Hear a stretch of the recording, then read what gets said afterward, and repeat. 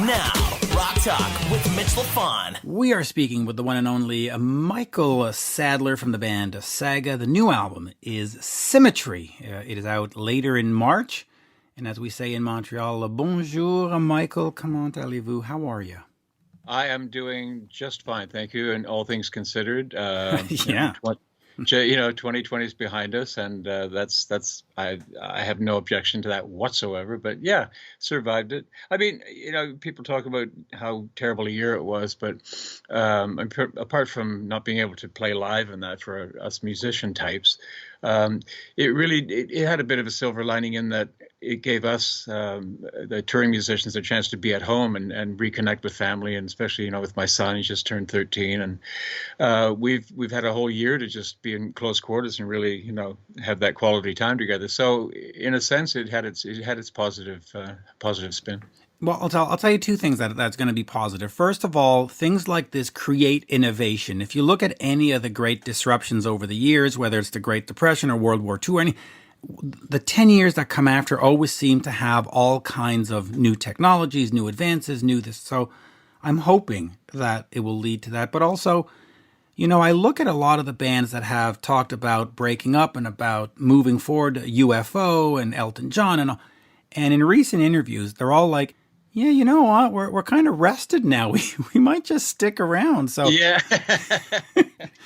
We've had a chance to think about it. We've got a lot more to say, so here we come. Yeah, and the other thing about the down period and which is good for creativity, because you have a chance to, you don't have a lot of other options. You're not going anywhere really. So I would not be surprised if 2021 and into 2022, there's a lot of new music coming this year that musicians have had a chance to put together and now finally release and hopefully tour by the end of the year, which would be great. So. Which would be great. And you're right. There's a lot of bands that I like that have released or had albums ready for 2020, and they decided to hold off. And in the next 6 weeks, I think I've got 9 albums to buy, and it's just yeah. Yeah. And I buy. I'm a buyer. I don't do the streaming nonsense. Sorry. Yeah, I don't mind people doing the streaming thing, because you can, as musicians, we can complain and say we see 1 cent for every million streams or whatever, but or 0.0001 or whatever the amount is. But it is getting the music out there, and it's going to happen anyway. So you're going to get something as opposed to nothing. But as long as it's a platform for people to hear it, and if they like it, and they are like yourself, they are buyers, they will go, okay, it saves me the risk of buying something that perhaps there's only 1 song on the album that I like or whatever. But it will give the listeners a chance to check it out first, and then hopefully potentially buy the product. Buy the product, which is important. So let's talk quickly about Symmetry, because when you look back at the band's history and you look at some of those early performances in the 80s, you notice there's a lot of keyboard, there's a lot of electronic drums, there's all kinds of stuff. You guys were right into the forefront on the technology. You liked it. How was it to sort of strip it back and get into the acoustic stuff? Because this is not just a guitar and a voice. There are moods, there are there are dynamics, there's all kinds of stuff. So you didn't just sit on a bar stool and punch this out. You still made it Saga. But how was it? Yeah, it's kind of built into the music itself to a degree, so you can't really get too far away from it. But it was really a kind of no toys allowed approach. So it's like you take away a kid's electronics and suddenly he's back to the days of, getting a piece of wood and putting some wheels on it and making a little car yourself and hand making it instead of, video games and such. But it was one mistake that people might initially make when they read that we've done an acoustic album is that, great, just what the world needs is a band doing acoustic versions of their songs. But it's not that. It's much more than that. And once people who think that way have a chance to hear it, they go, oh, I get it. This is not just them sitting on bar stools with acoustic guitar and a bongo. When you translate, though, you can't undervalue a bongo in a song. You just can't. You can't. Or cowbell. Or cowbell. You need both. That's the next album. Yeah, next one. We're saving that. Pulling out all the stops and going full on Latin. It was really a matter of going, "Oh, you know what, let's strip everything away, and we have to reinvent these songs. I think the biggest compromise or adjustment to be made was probably from Ian's side of things, and then followed by mine. But Ian, not being able to play electric guitar at all, and doing the bulk of it on acoustic guitar, a little bit of mandolin and banjo here and there. His was the biggest challenge, I think. And then mine was, I mean, I couldn't sing, songs, for example, like Wind 'Em Up. You take away all the synths and the size of the song, and you strip it down, and it's a much more laid back, obviously, approach. I couldn't sing songs like that the way I sang them originally, or on the studio version or live version, the full blown synths happening, and of course the drums and that. So I had to readjust melodies. I had to think about, it wasn't just a matter of taking something down the octave because it was a quieter piece. Sometimes the octave didn't work, so I would have to reinvent a new melody and still get the same feeling across. So yeah, it was challenging for me in that respect. It was a fun challenge, but a challenge nonetheless. But ultimately, very, very satisfying. It worked out, and I am going to ask you about the voice in a second, but just walk me back to the beginning when the band forms here out in Oakville, and you decide we're going to go with the synths and we're going to go with all this, electronic stuff. Because you look at the bands that were around at that time, whether it was the Led Zeppelins or the Rolling Stones or Kiss, and there was either a lot of big showmanship, or there was a lot of big stuff, or the punk were stripping everything down. How did you come to not just be, bass, drum, guitar, voice, and have all this other stuff? Is it just you're fascinated with technology? You want to create your own sound? How did you sort of go down that route? I don't know so much a fascination with technology as discovering the fact that using technology and using those tools was a way to get what we wanted in terms of how we wanted the music to sound. Jim and I were heavily influenced by early progressive stuff. Gentle Giant was at the top of the list in terms of influence at the time. Early Genesis, yes. So it really was means to an end. The technology made it easier for us to achieve that kind of sound, obviously. But when we first started, there was only monophonic synthesizers. So we literally, to create chords like strings, for example, we had to record one note at a time and multi-track it so that you had a 3 or 4 note chord. That's the only way we could play chords into the reel-to-reel machine that we had. So again, it was using the technology that was there to make our life easier in terms of getting to that sound. We knew what we wanted to sound like, but not, I don't know specifically, we want to sound exactly like that and pick it apart and analyze it, but we knew what kind of sound and what kind of influence was going to be there. And then just let things happen naturally. And when it was time to get a really cool sound, we had to, improvise or use the tech that was there at the time. And then, as it went along, we jumped on the newest tech that was happening at the time. Not all of it was great, and not all of it was appropriate for us to use. Didn't fit in with the sound or whatever, but we tried to stay as cutting edge or on top of things as we possibly could. Well, yeah, and you cannot underestimate the value and importance of a Linn drum. Those are. Come on. It is the sound of the 80s, Isn't it though? It's so, I was talking to John Nicola and Huey Lewis not too long ago, and he's like, "Oh yeah, we lose Linn's drum," and I'm like, "No, you didn't. You have ruined my." So you're the one. So you're the ones that did it. Terrible. But let me just talk quickly about the recording process, because back then, as you said, it was so much more labor intensive. Yeah. But yet there was such a magic of having 4 guys or 5 guys or whatever, the band in the recording studio all together, arm in arm. Now you can fly stuff in and you Pro Tool stuff, and I can send it to you in Vancouver and you can send it to me in Dusseldorf, and right. You don't even have.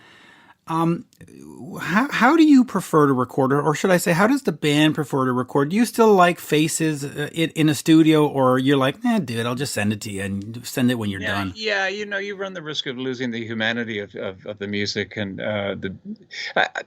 when it comes to new material, if it was a brand new studio album, I much prefer, and always will, the 5 guys in the room, 4 guys, whoever's available at the time. But sitting there working on the song together and building the song and feeling the song and recording as much as you can off the floor.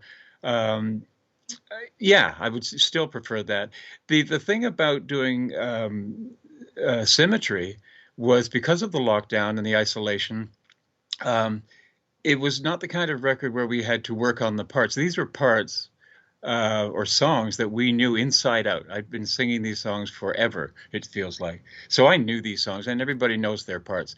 So for Symmetry, it was really a matter of each individual investigating their own part and putting a new spin on it. So for that, the isolation and the seclusion was good for that. Still sharing files, obviously, like, this is what I did today. How do how does this approach to the chorus sound vocally and that? But it was really a matter of left to our own devices. So for that, it was perfect. But ultimately, a new studio album, it's got to be the guys in the same room, as far as I'm concerned. If possible, it's got to be that way. I do too, and I'll ask you one follow-up on that is, okay, so you've got all the guys in the room, you've got that humanity, the face-to-face thing.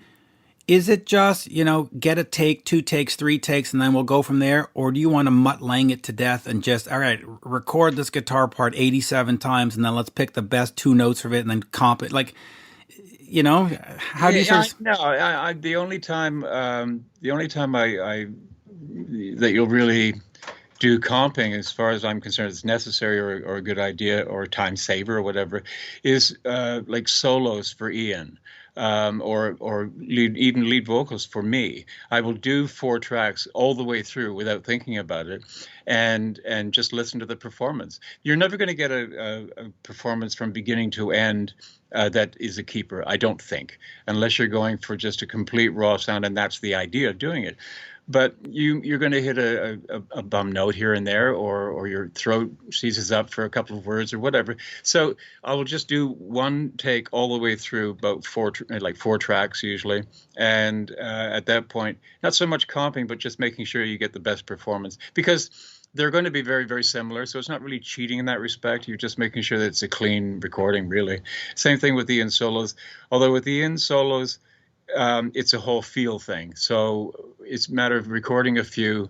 But yeah, you'll get that performance raw and fresh, because it's not a matter of, especially with a solo, you can't, that's all almost pure emotion, and you can't just go, I'll do 3 bars of this and then we'll cut and paste that part in there because that's a really cool slide you did on that note, and that it doesn't work that way. So for the most part, it's like a 1-take wonder thing, and you've got to feel it, and Ian's got to be in the right mood and that kind of thing. So that's great. You preserve the human feeling of the track, and that's the difference between recording cut and paste and sampling and that kind of thing. You can hear it at the end of the day, and I think the audience, without realizing it, and the listener can tell when it's been done by the guys sitting in the same room and when it's been constructed, as it were. It's an intangible that I think people can hear and feel. So.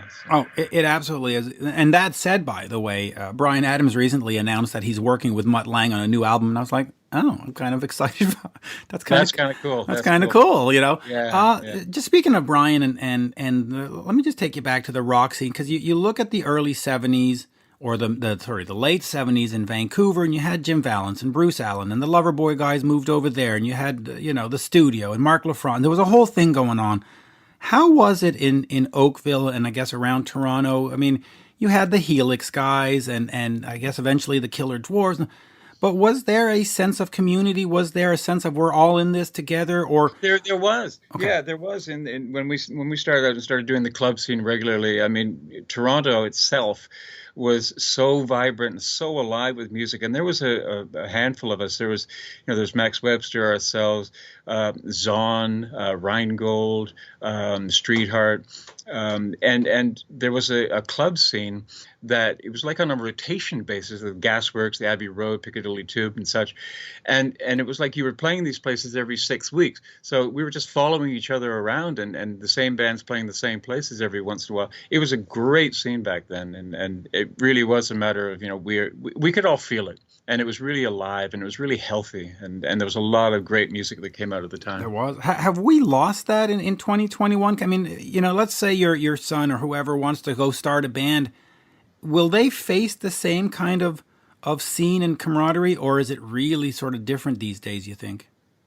Well, the venue, first of all, the venues really don't exist the way they did. The scene is completely different. It's all about social media, which is, there's nothing wrong with that. It's the new platform.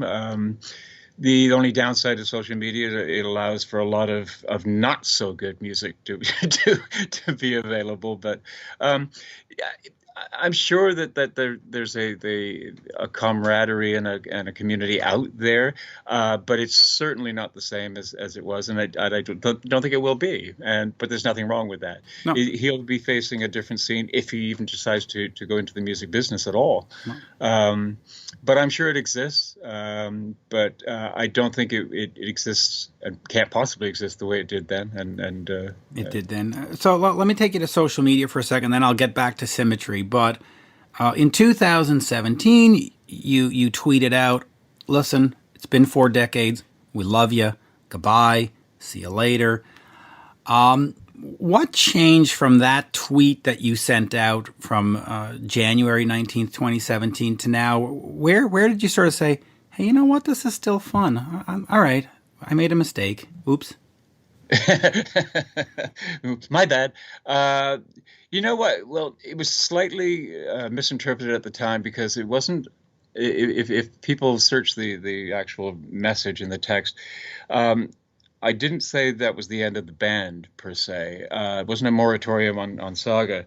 It was a moratorium on the relentless live touring and live showing and being on the road. So we were putting the brakes on touring as such.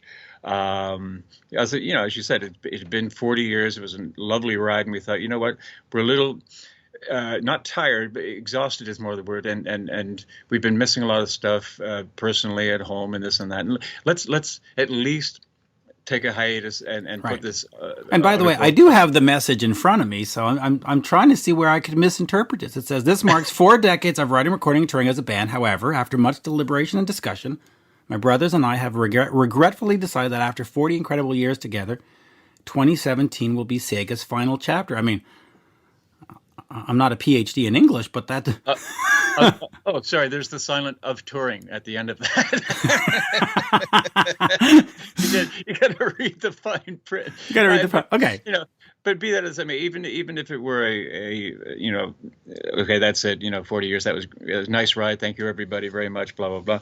It really was not to be a cliche like, well, backed by popular demand, but it just got to that point where people were saying, come on, at least create some new music or this or that.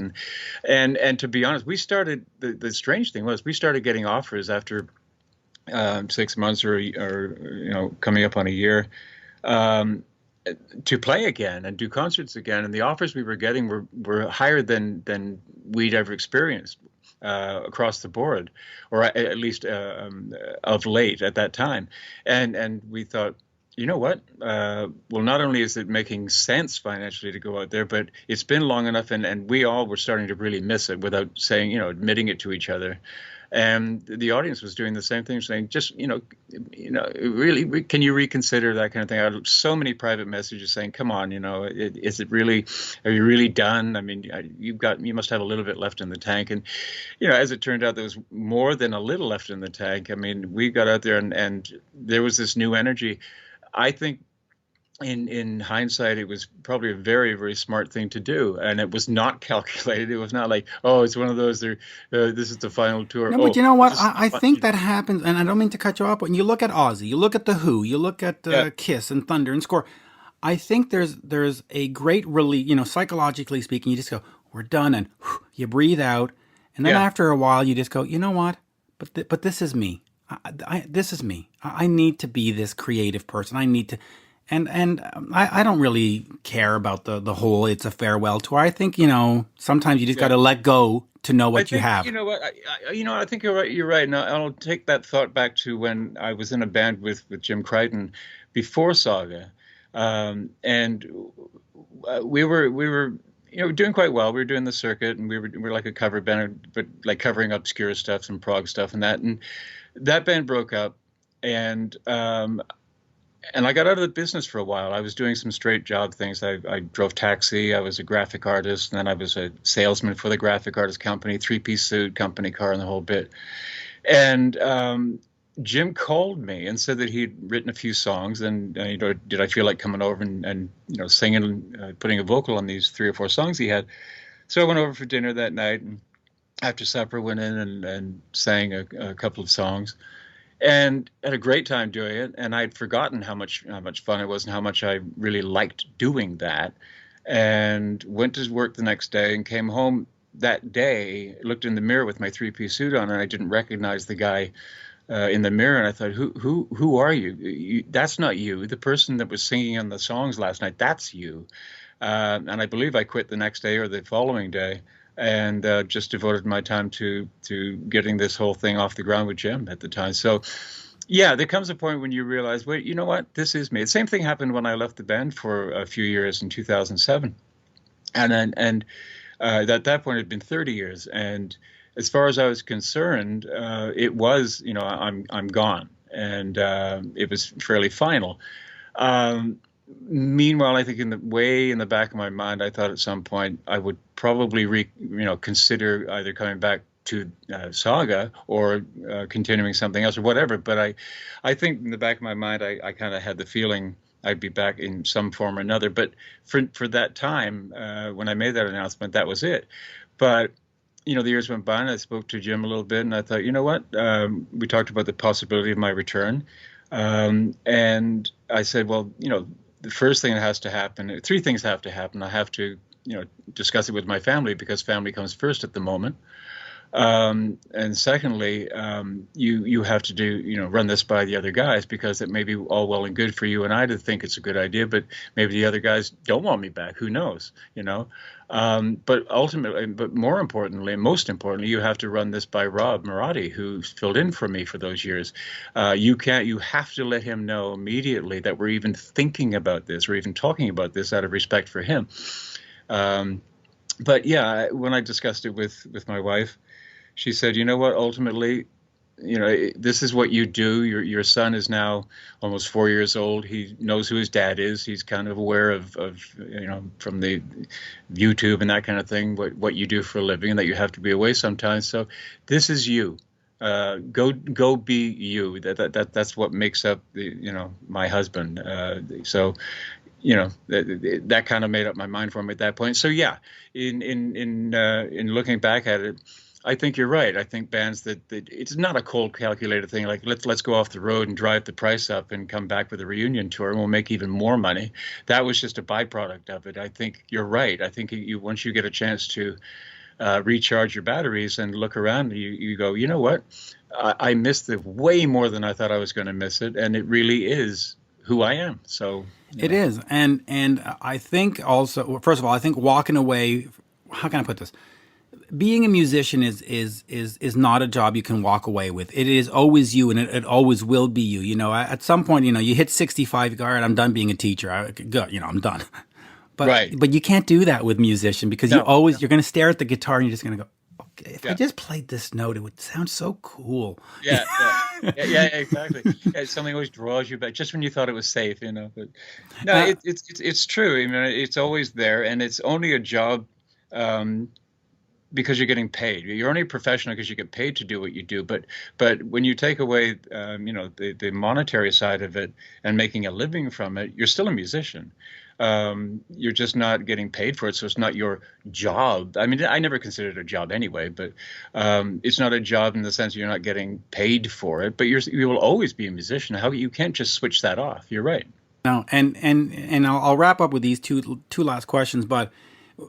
that's where I think the COVID thing and the streaming thing will maybe benefit eventually, is that you'll look at a guy like Elton John or the guys in the Scorpions and they'll say, you know what? Yeah, we're too old for 200 dates to fly to Australia and Germany, but we can do, 5 global concerts, live streams a year and still give the folks a little bit of something while yet preserving our, So I think we might. Yeah, and you're also satisfying that urge to play live. And yes. Yeah, I mean, there's nothing wrong with taking a breath and sitting back and going, okay, I do miss it, but you don't have to go back out and do those 200 shows a year and that kind of thing, flying all over the place. You can be more selective about your time and where you play and when you play. So everybody benefits by it, I think. And when you do finally get back out there again, you're on fire because you can't wait. The passion is so strong because you're not burnt out. You're not, it's not becoming, the fear of it becoming commonplace because you do it all the time. It's fresh and exciting every night you walk on stage. So. Yeah, absolutely. Here now, we'll do a sort of yes and no, but Generation 13 was the whole sort of concept album where you had mentioned that, man, you'd love to be like Green Day and American Idiot and so on and so, and get it to a stage and make it a whole big production. Does that concept still excite you? And if not with Generation 13, do you want to write an album that you would, specifically think, man, this is going to be great on Broadway? The idea of it 100% still there. Yeah. Whether it be Generation 13 or not, although I firmly believe that Generation 13 presented properly would be really, really, really cool. The other thought was to, now that all the chapters are a thing of, well, I say a thing of the past, it's kind of wrapped up, as it were. I would love to have that presented. Now, I don't know if that should be a stage production or that could be some kind of either film or video game or something, but I think there's a lot more can be done, especially visually with the chapters and the whole story. So that'd be great. Yeah. So yeah, I would love to do something of that nature. I mean, I'd love to have something on the stage. Like you say, Generation 13 lends itself to some great visuals. So. Yeah, it really does. And here, well, we started with Symmetry, so we'll just end with Symmetry. In terms of the voice and recording your vocals, when you come out and you do On the Loose and you do all these songs and I don't want to say you're screaming because you're not a screaming type of singer, but you sing loud and it's powerful, right. And it's over the. How do you approach it when you sort of have to be maybe a little bit more soft or a little bit more nuanced? Is it a challenge or it's just like, nah, I got this. I'm a pro. Oh no, I may be a pro and I can do what I do fairly well, but of course, yeah, it was a tremendous challenge. On some songs more than others. A great example is "Wind 'Em Up" because it's a more intimate setting. The bed that you've got to sing on top of lends itself to a more nuanced style of singing, and also you can't it's just not a matter of going, well, that's really high and you sing it with full voice and no problem. You can do that, but it doesn't suit it. So if you turn that into a softer version, now you're dealing with falsetto. That doesn't suit it either. So you drop it down the octave, but it's too low. That leaves you with this middle ground of coming up with a new melody, essentially, in the verses of Wind 'Em Up, that you had to still get across the same, relatively the same phrasing, but I ended up having to change the melodies here and there to suit the track. So that's where the challenge came in, which made it exciting. I mean, it was challenging as heck, but at the end of the day, very, very satisfying when you realize that you now have almost a brand new song in the sense that you've had to revisit it. And same with Ian, there's songs that you would think without the electric guitar, this is just not going to work.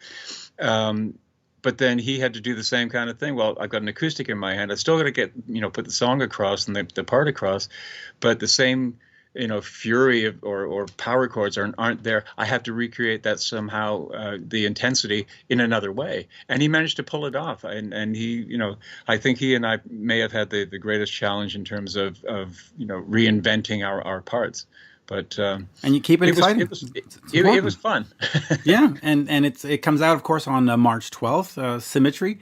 And as we say here in Montreal, merci beaucoup, and thank you, by the way, for all that music that I grew up on the Loose, Wind 'Em Up. I mean, Thank you. Hey, when I say it's been my pleasure, I truly mean that, because I still, pinch myself every day. I think I've been making a living for over 40 years of doing something I love. So I consider myself blessed. So yes, it's been my pleasure. Absolutely. Merci, monsieur. Have a good one. Cheers. Thank you, sir. Thank you, Michael. Bye-bye now. My pleasure, Mitch.